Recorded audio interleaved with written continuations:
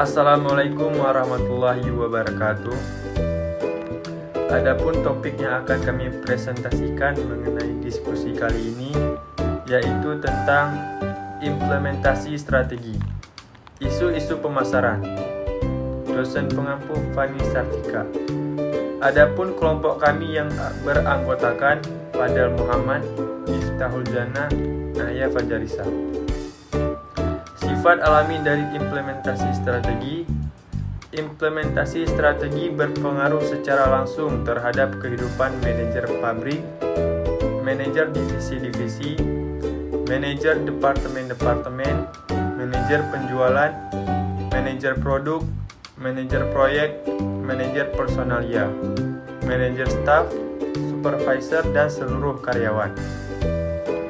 Pada situasi tertentu, manajer dan karyawan yang tidak memahami bisnis dan tidak berkomitmen terhadap bisnis mungkin berusaha menggagalkan upaya implementasi strategi dengan harapan organisasi tetap akan menggunakan cara lama.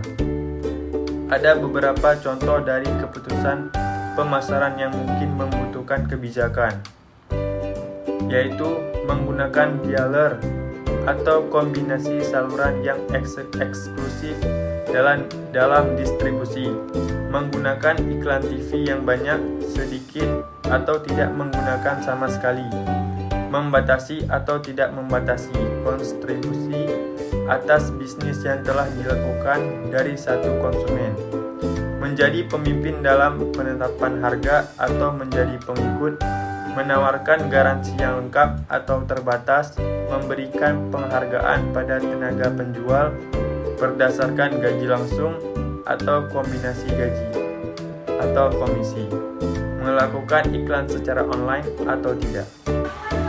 Baik, di sini saya akan menjelaskan tentang isu-isu pemasaran, isu-isu yang terjadi pada saat pengimplementasian strategi. Yang pertama ada segmentasi pasar atau pasar segmentation secara luas digunakan untuk menerapkan strategi. Mengevaluasi segmentasi pasar yang potensial memaksa para penyusun strategi untuk menentukan karakteristik dan kebutuhan konsumen. Menganalisis berbagai persamaan dan perbedaan konsumen, serta penetrasi dan diversifikasi perusahaan dapat beroperasi dengan sumber daya yang terbatas, memaksimalkan laba per unit dan penjualan per segmen. Lalu di sini saya akan menjelaskan juga ada beberapa alasan pentingnya untuk mensegmentasi pasar. Di antaranya yang pertama yaitu strategi membutuhkan peningkatan penjualan melalui pasar dan produk yang baru. Lalu ada juga yang kedua, segmentasi pasar memungkinkan sebuah perusahaan untuk beroperasi dengan sumber daya yang terbatas.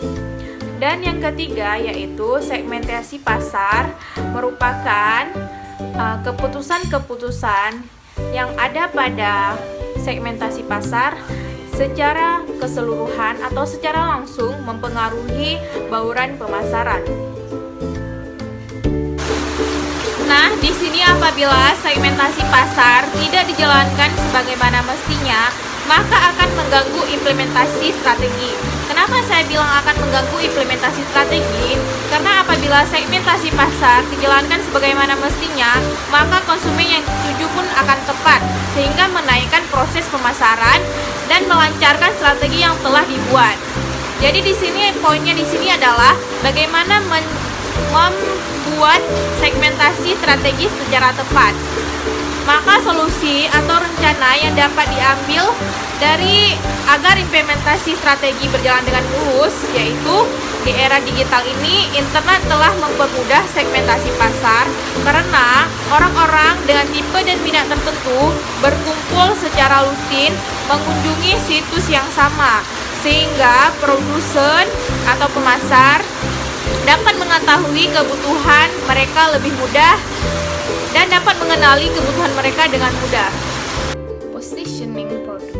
Positioning merupakan pengembangan skema representasi yang mencerminkan produk atau jasa Anda dibandingkan dengan pesaing dalam dimensi yang penting bagi kesuksesan dalam industri, yaitu mencari tahu apa yang diinginkan dan diharapkan konsumen.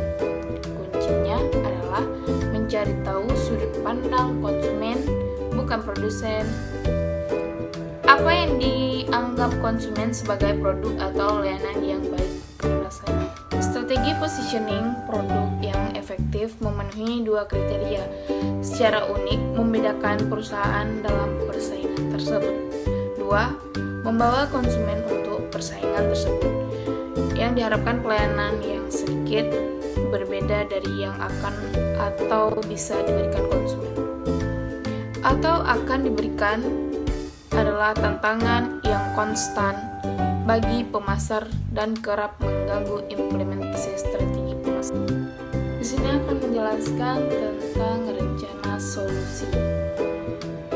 Yang pertama itu, jangan posisikan diri di tengah peta, karena biasanya di tengah peta menunjukkan strategi yang digunakan tidak dijalankan dengan jelas untuk membedakan karakteristik yang ada.